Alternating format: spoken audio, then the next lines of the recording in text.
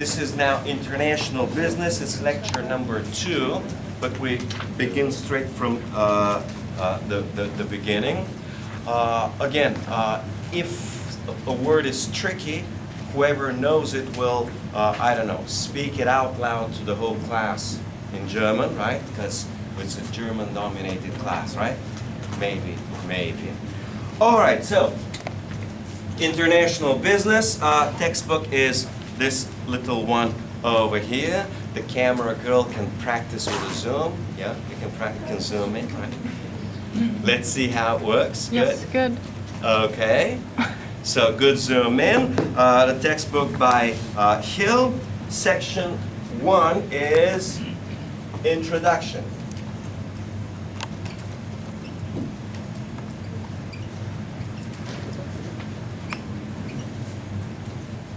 And the introduction is fairly straightforward.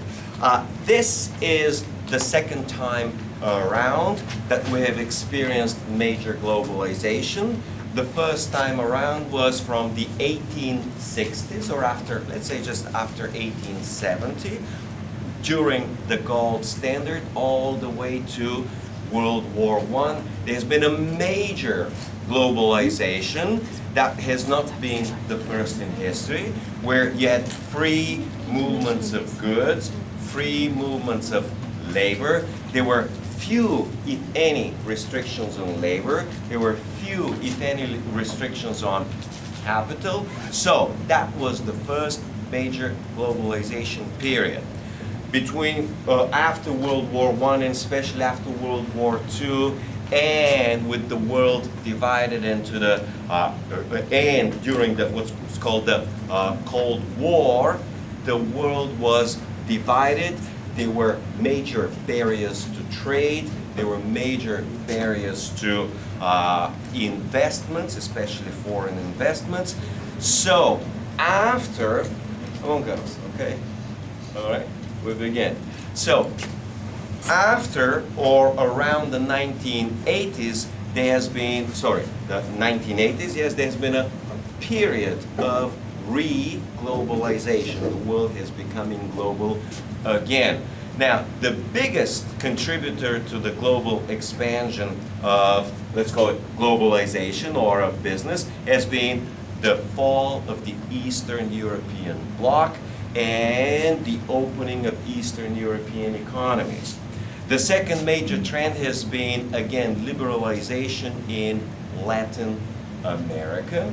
And the third one has been the rapid growth and liberalization of Southeast Asia. Okay, so let's see what we got here. Globalization goes in two ways. One is trade of goods and services, and the other one is foreign investments. While global economy has been going at one rate, trade has been going and growing at a faster rate, and investments have been growing at an even faster rate. So, global foreign investments have been rising way faster than the global economy. All right, the reasons have been a number of favorable political and economic trends. The political trend has been towards what's called neoliberal policies, where governments understand that they have to open their economies if they want to prosper and grow. There's been another trend which is not well explained, not even in the textbook, but many governments, example the one right in here in Thailand, have realized that the country can grow substantially if they open their borders to tourism. So if you open free movement of people, a country and a nation can significantly benefit from tourism. Same with my home country, Bulgaria. Same with other Latin American countries. The same with Hong Kong. The same with Singapore. To the point where a government and nation sees the tremendous benefits of tourism, and later on gets to say, hey, if we relax things a little bit, both for not just people, but goods and services, things could improve a whole lot better. And then, if we relax even further on investments, things can get even better. The examples, the leading example of the most liberal economies in the world for the last 20 or 30 years that have proven to be the fastest growing in the world are Hong Kong and Singapore. Hong Kong has proven to have the most liberal economy, with the most easy travel on people, with the easiest visa policy on foreigners, with the easiest or minimal restrictions on investments, and with an easy policy on opening business. And it has simply demonstrated and proved to the rest of the world that if you take it easy, the economy will boom and prosper. And they have. The other economy which has done quite the same and even better is Singapore. And the Singaporean model is, again, that of open, liberal economy. They've done extraordinarily well, to the point where many countries in the world are taking a notice and say, hey, these are extraordinarily successful, we'll do the same. Now, globalization imposes for, now back to global and local businesses, substantial threats. It simply means that you're a local business and a big multinational comes and literally destroys you. We see this everywhere in the world all the time. In my home little country of Bulgaria, as soon as we opened to the European Union, you have a lot of small businesses, let's say small farmers, they're producing whatever. The big exporters coming, whether it's from Italy or from Germany or from US, from any other country, again, from efficient countries around the world, they bring in the cheap goods, and the result is that half of our agriculture and agricultural industry has been destroyed. This happens for so many countries around the world. Now we have huge bankruptcies, tens of thousands of bankruptcies of small little businesses that usually sell, they're small retailers that sell, let's say, food.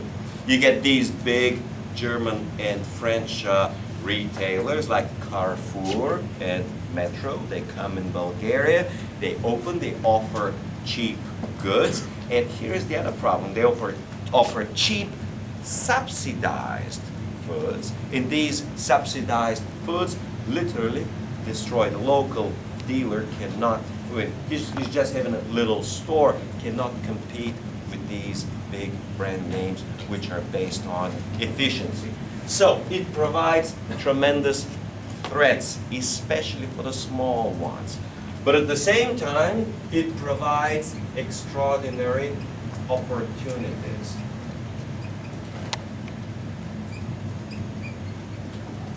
And the opportunities are fairly easy to see.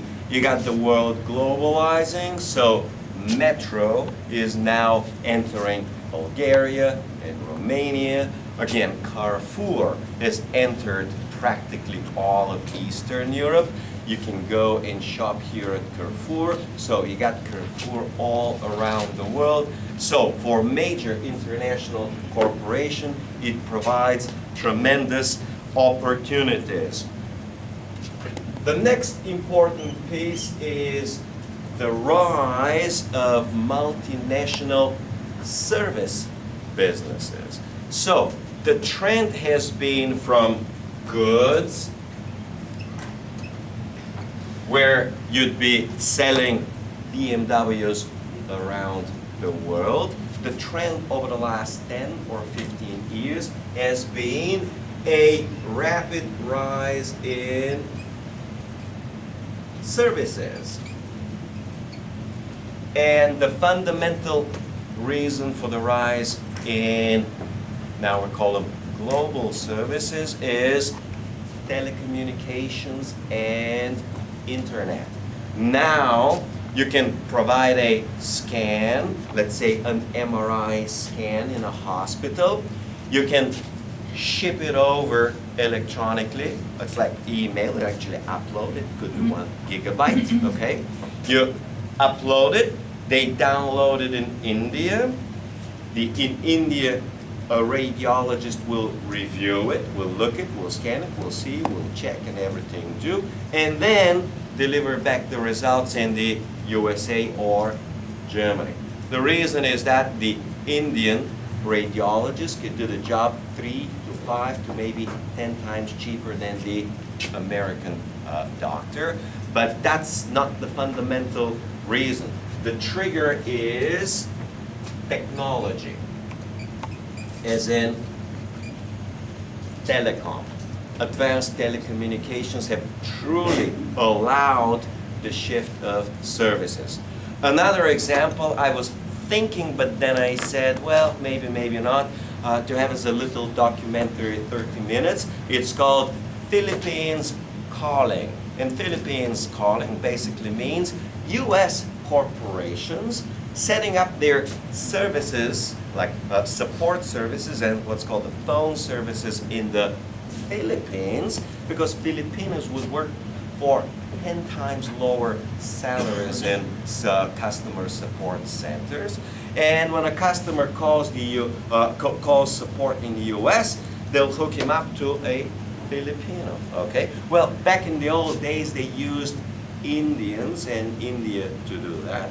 Now they use also the Philippines. They use these two countries because they have relatively good and smooth English language. But again, it is the advancement of telecom that has allowed this particular advancement in services. Let's see what else. The threats are coming from globalization, especially for jobs and similarly opportunities. Now a lot of protected in the past jobs, so jobs that were protected 20, 30, 40 years ago, are not as protected anymore. As I spoke before, in Bulgaria, I go to our beaches and I get to meet a lot of Germans. They say, well, we really love our German cars, the BMWs, Mercedes, but we just buy cheap French cars, all right? So jobs are not as protected because you can have foreign goods to take over. Examples will be foreigners come, they sell these mobiles, they destroy half of Nokia's industry around the world. So the jobs of people are not as protected as they were before. And they're not protected because foreign competitors would come and you're not going to be able to sell as much goods and services, but also because foreign workers would actually come and would like or prefer to work for cheaper. In the European Union, you know, the symbol for losing jobs would be the Polish plumber who goes in Germany and steals the job from the German plumber, okay? Well, it is not, if you get to think about it, really a theft of the job. It's simply a willingness to work for a lower salary and provide a similar quality of job, okay? So provide a similar quality for a lower price. We say properly and correctly in economics that the Polish worker is more competitive than the German worker, and therefore as more competitive deserves the job. Okay? Well, the key question is, it is a threat for the job of the German plumber. So, jobs. The latest and greatest trend is that of skilled jobs.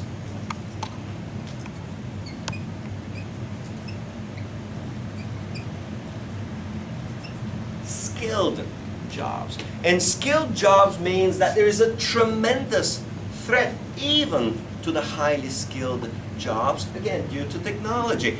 Now you can export the whole research department to be in India and use Indians who work 5 times cheaper, okay? You can export a lot of the medical work and it's 5 times cheaper.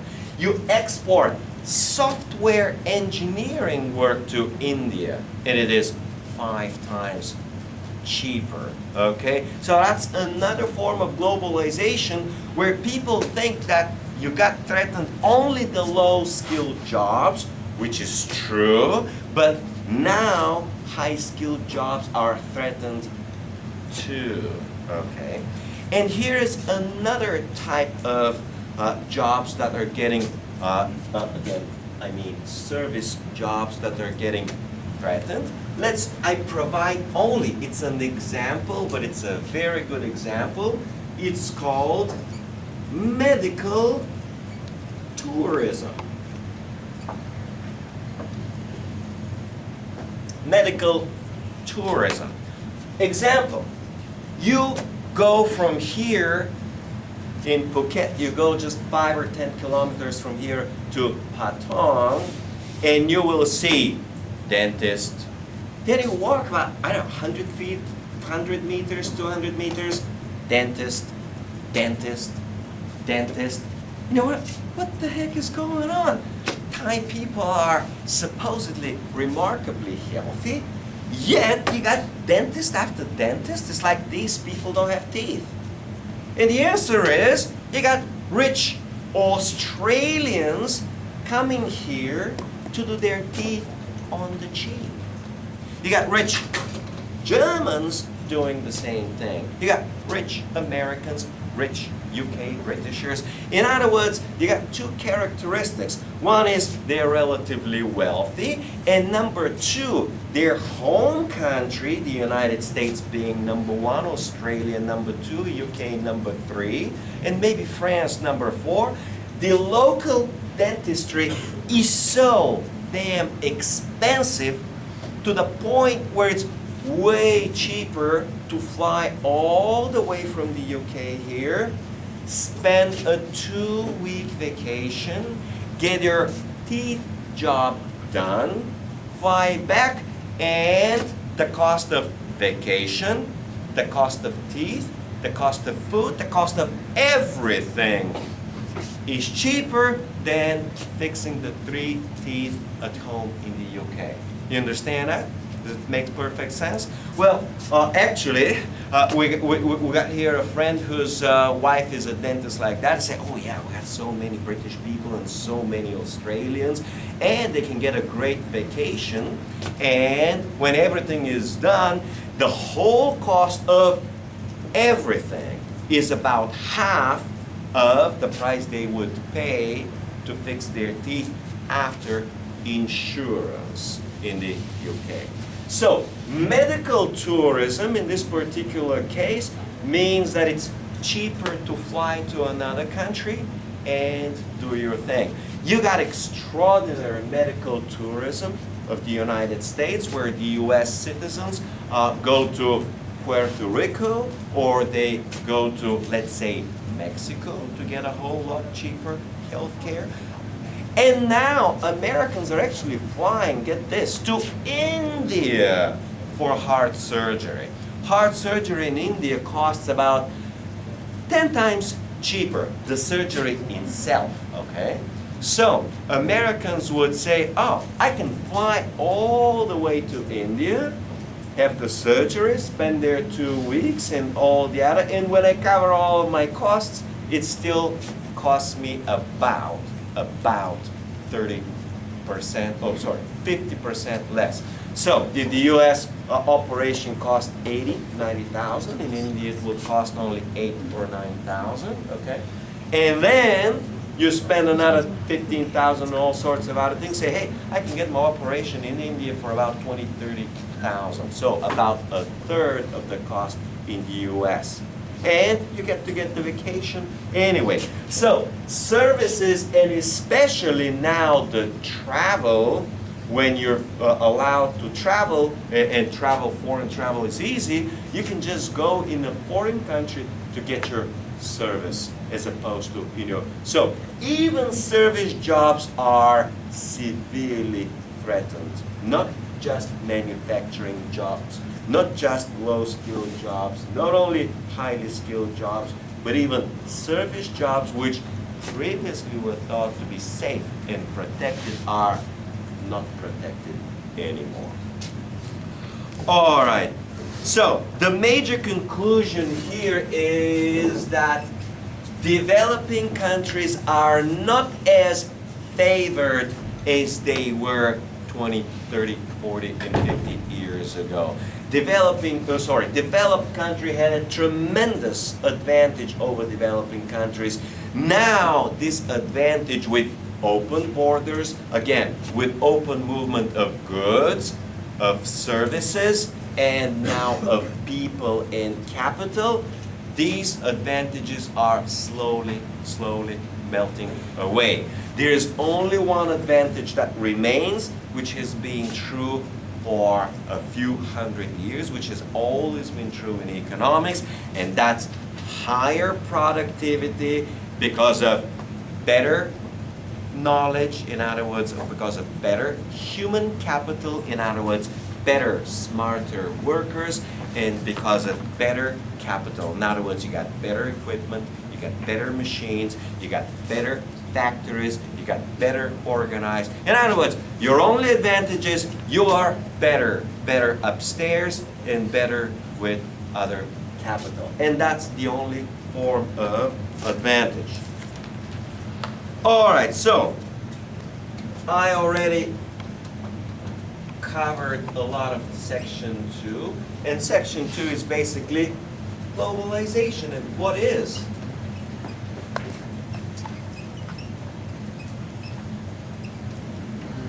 globalization?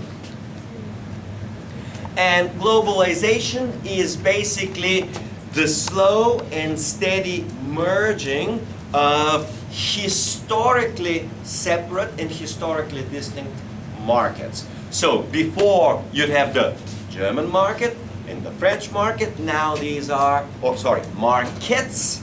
Now these markets are merging.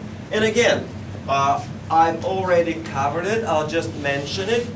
At the first level, it's the market of goods. So goods flow from Germany to France and from France to Germany.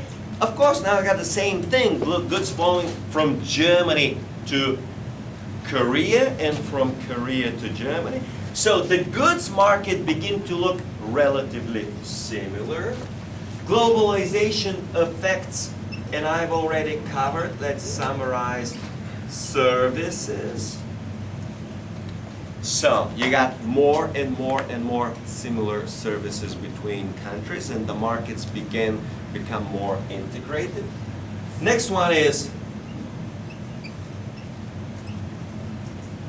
labor. You can get to have quite an international labor force. So you got, we call it, movement of goods across borders, in other words, across national markets, movements of services, movements of labor. You also get the movement of customers, and the last one is the movement of capital. The movement of capital.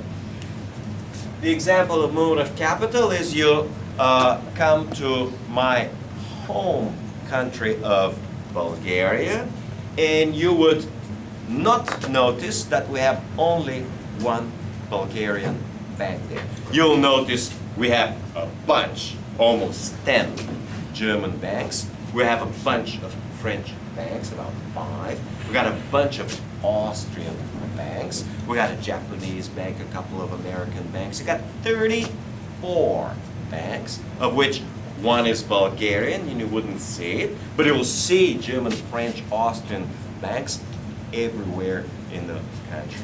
Okay, so capital is moving, and capital would be moving in two forms. One is financial capital, and the other one will be industrial capital. What we will study within the capital down the road is well known as FDI, Foreign Direct Investments. That's a separate chapter that we're going to be studying. So we have what is called the creation of a global market. Globalization has created basically a global market for cars, a global market for mobiles, a global market for shirts, for cameras, for practically everything. You are right now participant in the global market of education, okay? And here is another example where you have movement of services across the world. In this particular case, you as customers are moving in another country to get a service, the service of education, okay? And you get to get it supposedly cheaper, plus the cultural and foreign experience altogether. So you get global markets. You also get global production.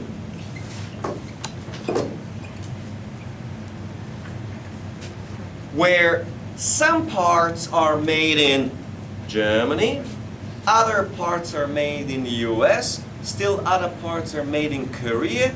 They're all assembled in Mexico and sold in some other countries. So global production will mean that you usually source parts from different countries around the world, and then you assemble the final product somewhere and then ship it, maybe sell it in the same country or maybe ship it in another country. So you got a globalized production, you got a globalized market, but you also have one other thing going on, not as pronounced, but nevertheless, global consumer. Global consumer means we all get to like and prefer to drive the BMWs if you can afford them, right? They all prefer to have a Galaxy or an iPhone if they can, right? So that's the top choice, usually Samsung Galaxy. So the consumer gets to have a similar taste. So consumers, in a sense, are getting more and more and more similar. They would like to have the same supposedly high quality product like the Galaxy or the BMW or maybe a Seiko, okay, maybe a Seiko. So consumer preferences, in a sense, are getting more and more and more similar, and you can get to offer what's called a global product. You offer pretty much the same product around the world, okay? But of course, you also have another trend, the opposite. Now let's write out the exact opposite of globalization is called, so I'll put a unequal sign. Unequal sign doesn't mean equal, means the opposite is localization.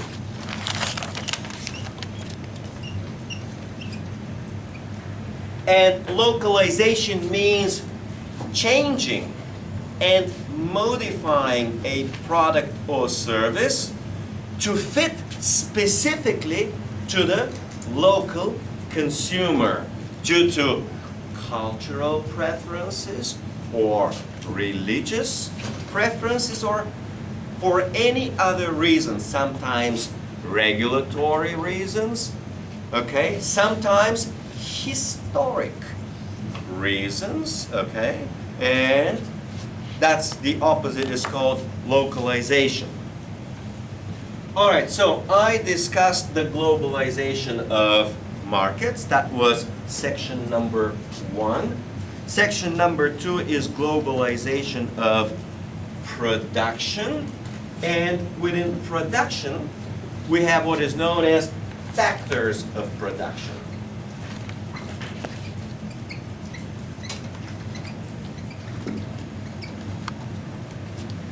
Factors of production are the inputs which we use to produce things. And the factors of production are usually, and I discussed this last time, and I explained it last time, so I will mention it without further explanation, are labor, capital, and land. So you'd move agriculture where land is cheap, and if it is labor intensive, where labor is cheap, okay? You will move capital intensive production where capital is relatively cheap, okay? And labor will be high skilled and low skilled. So factors of production, global production will move to exploit the cheapest factors of production. Where you need a lot of land, you can move where land is cheap. Where you need a lot of labor, you're going to move where labor is cheap. And when you need a lot of capital, you're going to move where capital is cheap. And at the same time, you're going to move to the place where regulations are relatively low and not preventing you from doing your job. So, globalization of production, okay. So, that's number 2. Section number 3 is global institutions.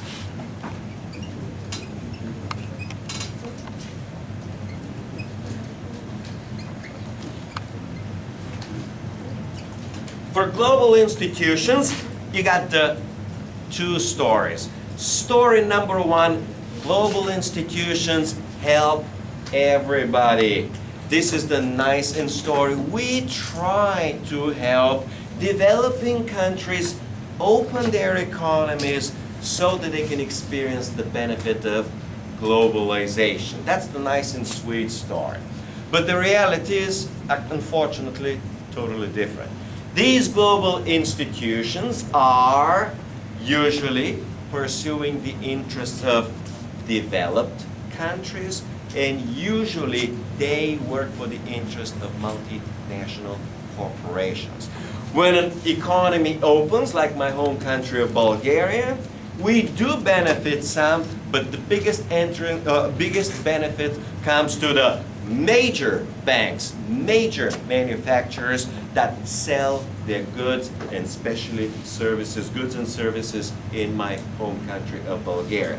This happens for every country around the world. You get to see on the documentaries that we have in our case study with Costa Rica and Jamaica, how as soon as they open their borders, the major agricultural multinational corporations of the US, they just flood the local markets with goods which are subsidized and cheaper, and they get to sell a whole lot more.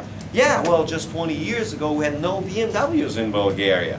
Now they're everywhere on the streets, okay? Well, no doubt if you got BMWs everywhere on the streets, that BMW is a major winner of this whole thing.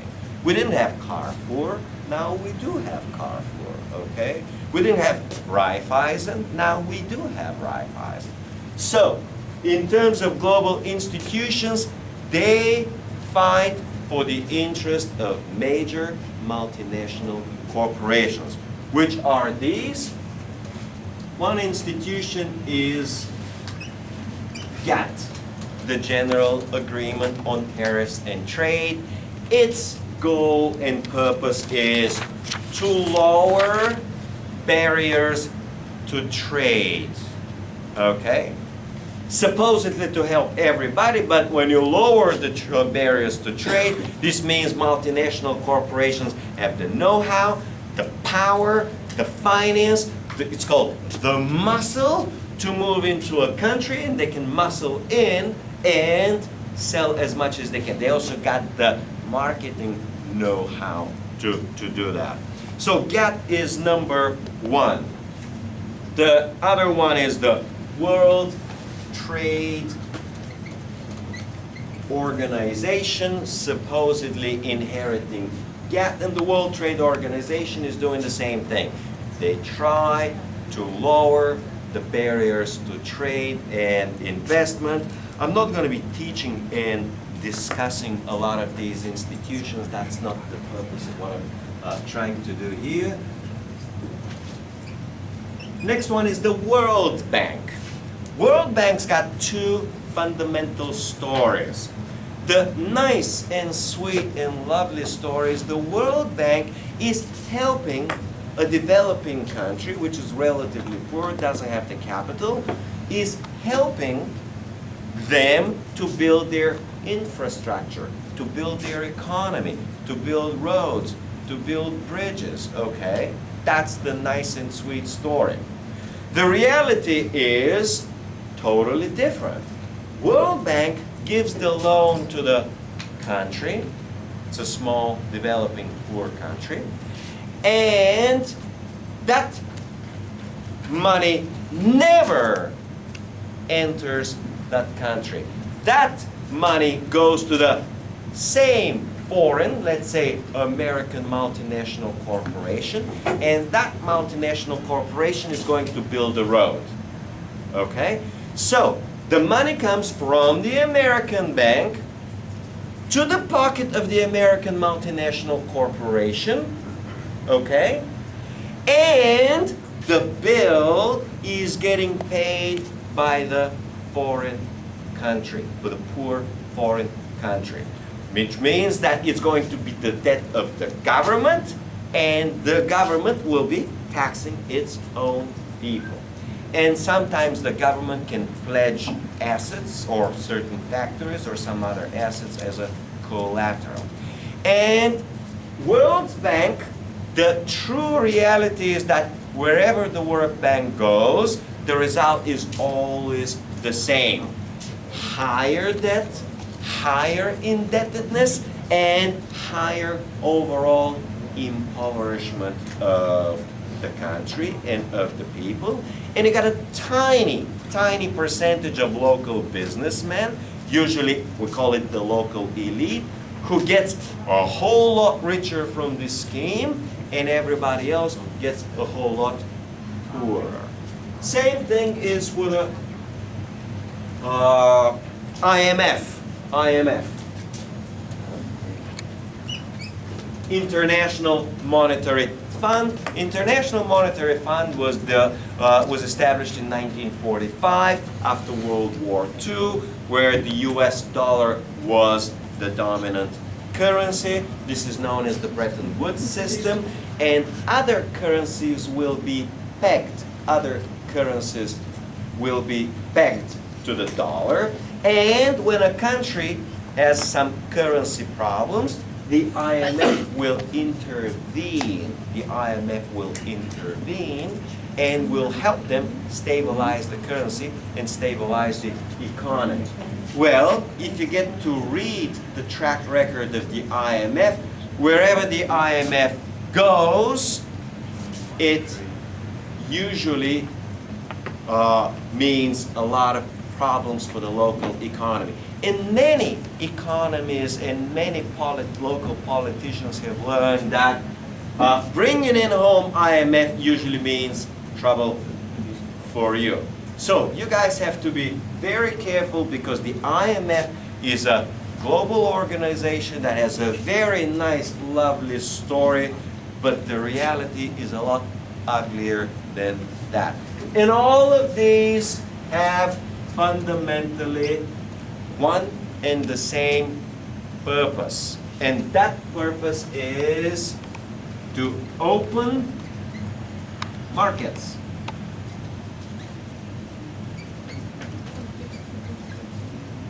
For major multinationals. That's what it's all about. It's about opening markets so that major corporations will have a global expansion. You also have another institution. It's not strictly in economics, but sometimes does. I'm not going to discuss. It's the United Nations. That's fairly straightforward. All right. Let's take now 10-minute break, and then we continue with section 4. All right?